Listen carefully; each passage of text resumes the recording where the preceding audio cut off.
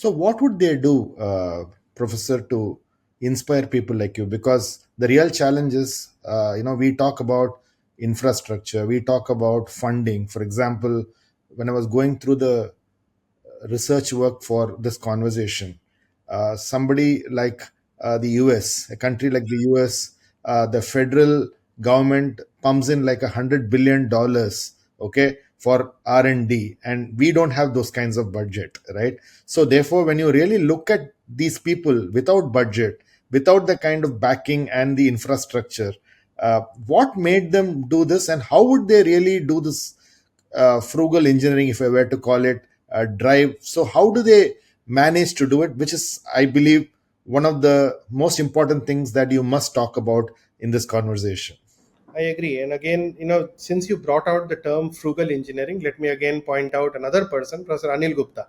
Who's the master of frugal engineering. He set up a network of people who come from the grassroots level, do innovation, and actually are able to take it forward. But because of people like Professor Anil Gupta. Now, when you brought out this point, is how that these people actually make it possible in a country like ours, where funding is not that generous. It comes in pockets and in places, but it's never in the tune of millions of dollars or even billions of dollars.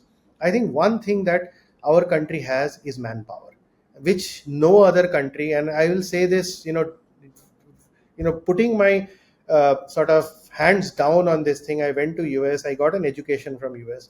The Indians are the best. They have the best training possible, they have the best brains possible, but they are not seeing the opportunity that this country has to offer.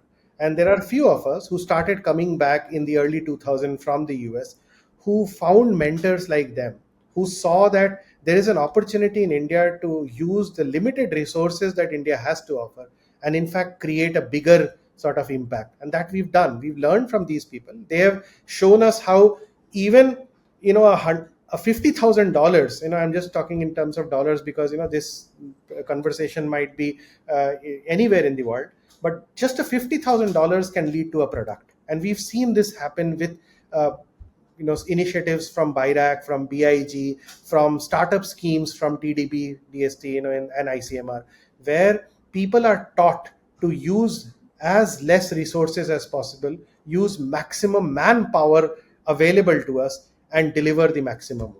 I think this is something that I've learned from these people.